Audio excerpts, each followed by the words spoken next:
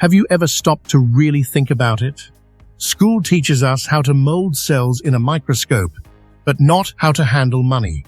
You can spend 16 years in the system and still graduate without a clue how to pay a simple bill. This is no accident. It's a system deliberately designed to keep you financially weak, and it is not your fault. School prepares you to be obedient, and the more obedient you are, the poorer you will stay. Don't believe me? Then tell me, why aren't the highest earners in the world the most educated? Why do brilliant people go bankrupt, while average thinkers sometimes become multimillionaires? Today, I'm going to reveal the secret that separates the rich from the poor. It has nothing to do with luck. It's about mindset, knowledge, and courage. Have you ever wondered why, after years of studying, getting good grades, and following every rule, you're still broke at the end of the month? It's because your degree hangs on the wall, but your life runs from paycheck to paycheck, filled with fear, anxiety, and uncertainty, because the goal of traditional education isn't to make you free and wealthy. It's to make you a good employee. People know how to solve complex math problems, they can write essays, they can memorize dates, but they don't know the difference between income and expense. They don't understand the tax system. They don't grasp what cash flow is. How to invest. That's a distant fantasy. The most dangerous part? They don't even realize it. They believe a good job is the solution. They believe 40 years of hard work will grant them a comfortable retirement. Has that proven true for anyone? The irony is that school teaches us to fear mistakes. Get a bad grade, you're punished. Fail, and you're shamed. But in the real world, the person who learns the most is the one who makes the most mistakes. That is the real path to success. I learned this from two father figures. One was highly educated, but struggled financially. The other barely finished school, but was extraordinarily wealthy. My real father said, "Study hard, get good grades, and find a safe job." My best friend's father said, "Master the understanding of money." At first, I was confused, but with time, I understood. Wealth doesn't come from a job. It comes from financial intelligence and taking risks. My real father ended up financially insecure. The other father bought companies. While one worked for a salary, the other invested for cash flow. The difference was in their mindset and their education. Today, thousands of young people graduate with degrees and over $100,000 in student debt. They leave with no job, just anxiety and despair. Here's a question that can change your life. Do you want to keep playing the same old game, or are you ready to learn the real rules of wealth? Most people work hard to earn money. The rich learn how to make money grow. That's the difference school doesn't teach you. Traditional education trains you to be dependent, not free. The more dependent you are on a job, the government, or luck, the more insecure you become. And I know breaking this cycle isn't easy. You're probably thinking, "But Robert, I have responsibilities. Kids, bills to pay." I get it.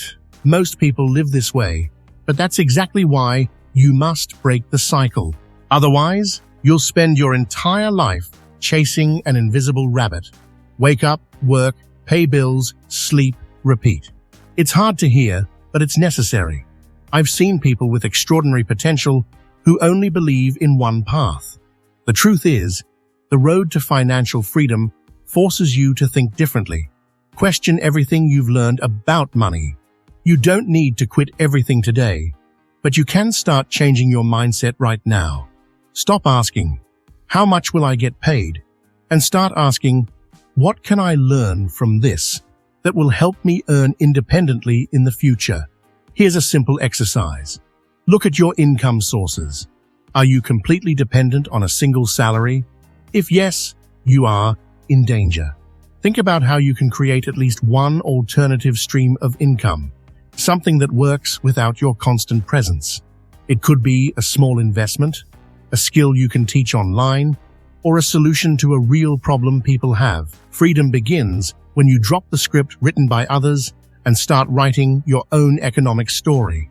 And believe me, it doesn't matter where you are right now. It matters where you are going and what path you choose. It could be a rental property, a monetized YouTube channel, a book, a course, a digital business, stock dividends, or royalties. The key is to see money as your employee, an employee who works for you, not the other way around. This is crucial because most people are trapped in the cycle of consumption. They earn, they spend. They earn a little more, they spend even more. A new phone, a nicer car, a fashionable sofa. These are all liabilities disguised as progress. Every new purchase is like a medal, a validation. But in reality, they are chaining themselves to debt and anxiety. Think about it. How many times have you bought something just to feel good, to look good, or to impress someone? And after the thrill was gone, all that remained was the bill. This happens again and again because the system teaches you what to buy, how to feel, how to look, but it never teaches you how to invest or build assets. Let me give you a personal example. In the 1980s, I started a business selling nylon and Velcro surf wallets. The idea was good, but I hadn't learned to balance assets and liabilities. I overspent on marketing, design, and stock, and didn't build a solid foundation of lasting income. The result? The company failed, and I lost everything. The lesson was clear. Without assets, success is temporary. So when I started again, I focused solely on building assets. I bought small rental properties. I learned about cash flow, not just revenue. I created products that would sell even while I slept. That was the beginning of freedom. Every asset was like a seed that grew into a tree, bearing fruit every month. You might be thinking, but I don't have money to invest. That's okay, because it starts with mindset, not money. With small decisions. For example, instead of spending on something unnecessary, ask yourself, what can I create that people would be willing to pay for? Your knowledge, your time, your service. When you start thinking like a creator, not a consumer, everything changes. Your direction, your habits, and your financial status. Take Mike Tyson. He earned nearly $500 million during his career, but lived like the money would never run out. He bought mansions, tigers, luxury cars, all liabilities. The result? He filed for bankruptcy in 2003 because he never learned to build assets. Now take a deep breath and think, what if you started today? What if for the next 30 days you didn't buy a single new liability and instead channeled that time, energy, and money into creating a new income stream? No matter how small, it won't change your life overnight, but it will change its direction. Because financial freedom isn't an event, it's a journey. And every journey begins with a single decision. You can keep chasing the next paycheck, the next promotion, or you can start planting assets today. The choice is yours. But if you truly want to change your financial future, stop buying liabilities and start learning to build assets. That is the real secret no one tells you. That is the difference between those who work for money and those who make money work for them. When I say our education system has failed, people are shocked. Some even get angry. But the truth must be told. Our school system wasn't built to teach you to be economically free. It was built to create good, obedient, punctual employees. This system was developed during the Industrial Revolution to produce technical, disciplined workers, not entrepreneurs or investors. This is why millions of people are stuck in jobs they don't like, paying bills with a monthly salary, believing that this is just what life is. I grew up between two worlds. My poor dad, a highly educated government official.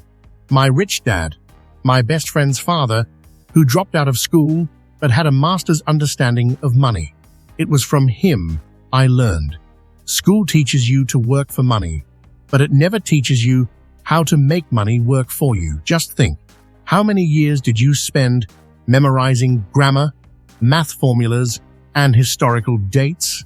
But you were never taught how to create a budget, what cash flow is, how to invest in assets. It was never in the curriculum. Why? Because a financially empowered person is hard to control, and that is the last thing the system wants. The most shocking thing is how many people with degrees are drowning in debt with no savings. They did everything right, and yet they are haunted by the fear of unemployment, old age, and instability because their education did not prepare them for the real world. School teaches you to seek security. Life rewards you for seeking freedom. The rabbit is still running. Will you keep chasing it, or will you finally step off the track? A job, security, a salary, a career path. But a real life demands freedom, and that freedom comes from financial understanding. I remember the moment this truth hit me. I had just left the Navy and started working at Xerox, with a steady salary of over $200,000. But inside, I felt trapped. I saw people who had been there for 20 or 30 years, just waiting for the next promotion, digging themselves deeper into debt and counting down the days to their next vacation. That's when I decided I will no longer trade my time for money. Instead, I had to build something that would work and earn for me, even when I wasn't there. So I dove headfirst into learning about business, real estate, and investing. I started walking a path that school had never shown me. I remember a supremely talented actor who starred in dozens of movies and earned millions of euros. But with no understanding of financial management, he lost it all.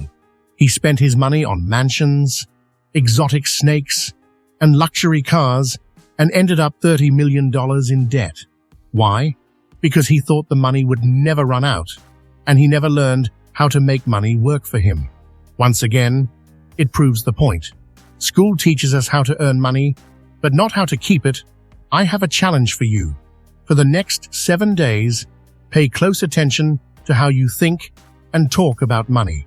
Notice what you feel when you see someone wealthy. Identify what you believe is right or wrong about finance and write it down. This exercise will show you that before you can change your bank account, you must change the mental blueprint that school and society have given you. If you have children, nieces, nephews, or influence any young people, teach them what school does not. Teach them the value of investment, creation, and entrepreneurship. Explain the difference between an asset and a liability. A person's future isn't decided by their degree, but by how well they learn to make money work for them. Unfortunately, no one teaches this in traditional classrooms. It is your responsibility to start this change, for yourself and for your loved ones. Have you noticed how most people are terrified of making mistakes when it comes to money? They are afraid to take risks and make different decisions. It is this very fear that keeps them stuck in mediocre financial situations, and they miss out on the lessons that could lead them to financial freedom. My own businesses have failed. I've lost money. People called me crazy. They laughed at me, and many friends walked away.